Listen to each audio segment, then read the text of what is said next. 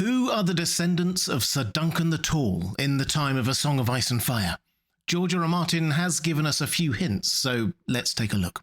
Hi everyone, this is Robert. Welcome to In Deep Geek. If you like theories, background, history and lore about A Song of Ice and Fire, The Lord of the Rings and The Witcher, this is the place for you. Welcome. Sir Duncan the Tall is one of the most memorable and influential characters in the world of Ice and Fire. When we first meet him in The Hedge Knight, he is still young, perhaps 16 or 17 years old. He's not entirely sure when he was born, but he already seems to have an eye for the opposite sex. He becomes smitten with Tanselle Too Tall in The Hedge Knight. She wasn't too tall for him. Then the chemistry with Lady Rohan Webber is undeniable in The Swan Sword. As far as we know, he never married, but that doesn't mean he didn't have any children. He went from a Hedge Knight to a member of the King's Guard, where other halves are not allowed. And George R. R. Martin has confirmed a number of times in a number of ways that Dunk did have descendants, and we know them in the main story. For example, in the year 2000, when asked if we'd met a descendant of Dunk in the main series, he said yes. That was just after A Storm of Swords was published. In 2005, when asked about Dunk's descendant, he said that, "I have a pretty strong hint in the new book." Descendant soon turned into Descendants, although I've searched high and low and I'm happy to be contradicted with evidence, but I think the rumour sometimes circulating in fan circles that Dunk has exactly 4 descendants in the main series is a fan invention. But, well, let's see. I happen to think that there are 4 reasonable candidates. So who are the descendants of Sir Duncan the Tall? Well, let's start with the most obvious one, Brienne. The new book with the pretty strong hint that George R. R. Martin was talking about was A Feast for Crows, and in Brienne's second chapter, she has a shield but is in need of a coat of arms. She's technically not a knight, so doesn't have one of her own, and for various reasons doesn't want to bear her father's arms. She's searching for Sansa and reaches Duskendale, where she spies some well-painted doors and asks the woman who painted them to paint her shield. We read that, "Your door reminded me of an old shield I once saw in my father's armoury." She described the arms as best she could recall them. She goes back to collect the shield, and we get a description. It was more a picture than a proper coat of arms, and the sight of it took her back through the long years to the cool dark of her father's armoury. She remembered how she'd run her fingertips across the cracked and faded paint, over the green leaves of the tree, and along the path of the falling star. Compare this to the original description of Dunk's coat of arms that he'd also asked a random talented female painter to do for him with limited instructions. "An elm tree," said Egg. "A big elm tree, like the one by the pool, with a brown trunk and green branches." "Yes," Dunk said, "that would serve. An elm tree, but with a shooting star above." There follows a whole series of clear echoes of Dunk in Brienne. In that very chapter, Pod, an innocent young squire, teams up with her, and they wander the land together. Pod, Egg, you get it. She is a knight who is technically not a knight, and he is, well, I did a whole other video on that. She is tall and broad, and so is he. His preferred fighting style is all about physical strength and brawling, as is hers, and if anyone embodies the idea of the true knight in A Song of Ice and Fire, defending the weak, keeping their vows and being honourable, it is her, as it was Dunk. No one is quite as like Dunk as Brienne is, and George R. R. Martin has implicitly acknowledged this when a fan asked if we would ever find out how Brienne is descended from Dunk. He said, "Eventually, all will be revealed in time." So it's a matter of how Brienne could be Dunk's descendant, not if she is. To place all this into some kind of historical context, the events of the Hedge Knight took place in the year 209 AC, so 90 years or so before the start of A Song of Ice and Fire. Dunk will have been in his prime, so to speak, over the next couple of decades or so. Our first mention of him in the King's Guard was in the year 236, after which he had vowed to father no children. We don't know how rigorously he kept to that, but it's probably fair to say that most of any children he had were before then, so something like 70 or 80 years before A Song of Ice and Fire. Enough to be a grandfather, great-grandfather, or even great-great-grandfather of someone we know. How might this have happened? Well, there is, of course, a fan theory. Egg had a younger sister called Ray. We don't know much about her other than an odd incident in her youth where she apparently tried to get Egg to drink a love potion so he would marry her. Targaryens be Targaryens. Then at some unknown point in the future, she was married. Probably not to a major house, or we would have heard about it, and had children. What if her marriage to a relatively minor house was to cover for her being pregnant with Dunk's child? There's not a huge amount of evidence for it, but it makes sense, and Dunk's shield ended up on Tarth for some reason, implying he left in a hurry, and we're pretty sure that Brienne is a descendant of Dunk, so maybe. The second most popular choice as one of Dunk's descendants is Hodor. Hodor is clearly very tall and strong, and perhaps also a little thick as a castle wall.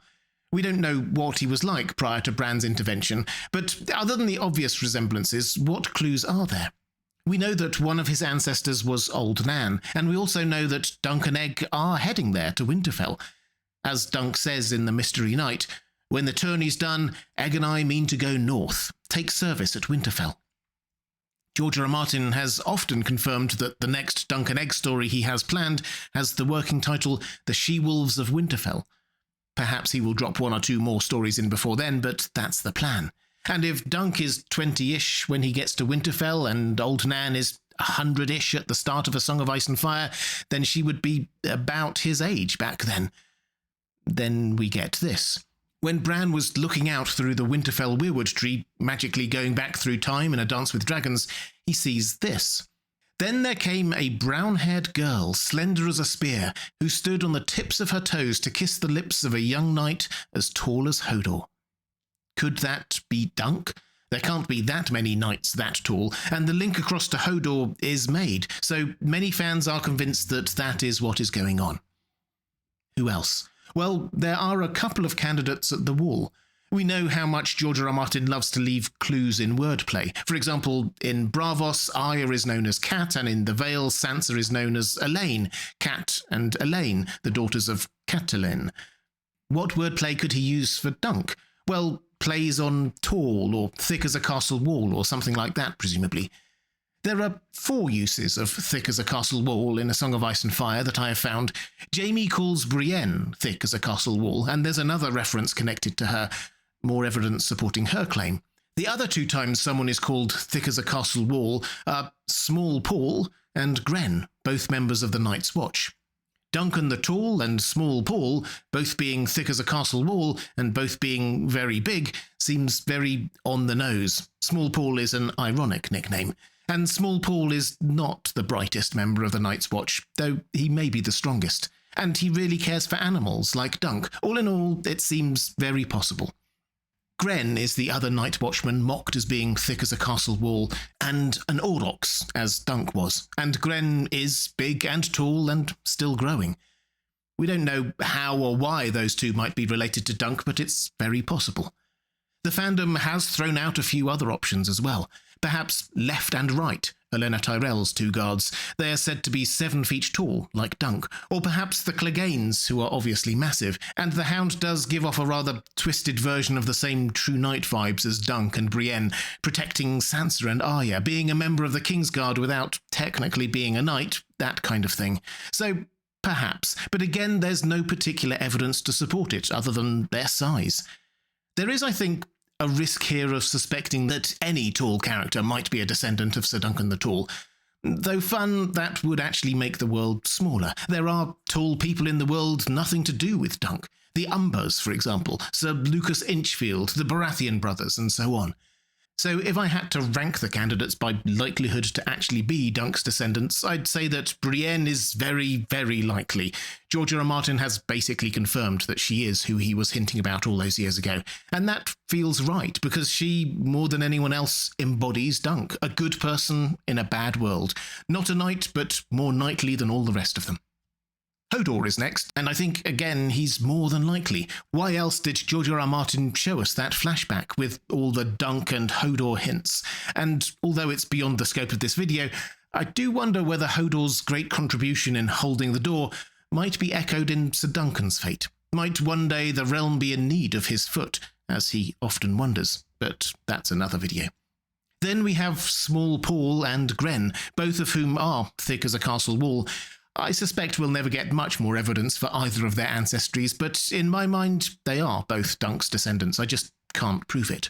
As for the rest, no, George R. R. Martin hasn't seen fit to give us much by way of hints to anyone else. So if you want to make the link while you read, feel free. but I don't think it will be particularly plot important. In A Knight of the Seven Kingdoms, Dunk ponders out loud about himself being Sir Arlan's legacy. But Dunk has a legacy too, not just the kinds of things written about him in the White Book, or his influence on Egg, or in the events of his lifetime, but through his children, grandchildren, and great-grandchildren. And they, Brienne in particular, but perhaps Hodor too, are forces for good. True knights in their own way, chinks of light in an otherwise grimdark world. Like Dunk himself was. If you'd like to see more A Song of Ice and Fire videos, please click on the link on the left of your screen. Or if you'd like to support this channel, thank you. There's a link to my Patreon page on the right of your screen. That's all for this time. Thanks for watching. I'll see you again soon.